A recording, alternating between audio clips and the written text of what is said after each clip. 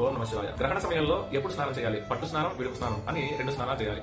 మనకి చంద్రగ్రహణం సుమారుగా 9:56 వస్తుంది. అంటే 9:57 మనం స్నానం చేసేసేయచ్చు. స్నానం చేసి ఆ గ్రహణ సమయం మొత్తం కూడా చాలా శక్తివంతమైనది. మన ఉపాసన ఏదైతే ఉంటుందో అది చేసుకుంటూ ఉండొచ్చు. లేదు అంటే ఓం నమః శివాయ అని చెప్పి పంచాక్షరి మంత్రాన్ని చేసుకోవచ్చు. లేదా ఓం నమో నారాయణాయ అని అష్టాక్షరి మంత్రాన్ని చేసుకోవచ్చు. మీకు ఏ దేవత అయితే ఇష్టమో, ఏ దేవుడు అయితే ఇష్టమో ఆయన నామాన్ని స్మరిస్తూ ధ్యానం చేస్తూ ఉండొచ్చు. మనకు వచ్చిన మంత్రాలు చదువుకుంటూ ఉండొచ్చు. ఏ విధంగానైనా గ్రహణ సమయంలో ఏ పారాయణం చేసినా, ఏ శ్లోకం చదువుకున్నా దానికి రెట్టింపు ఫలితాన్ని ఇస్తారనమాట. కాబట్టి ఆ సమయంలో నిద్రించకుండా 1:26 పూర్తవుతుంది అనుకున్నాం. అప్పుడు 1:27 మనం మరలా స్నానం చేయొచ్చు.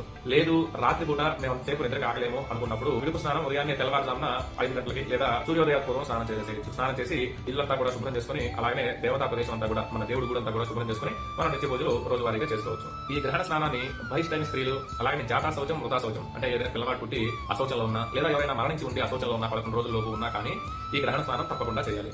వారు మహిళలో ఉన్నప్పటికీ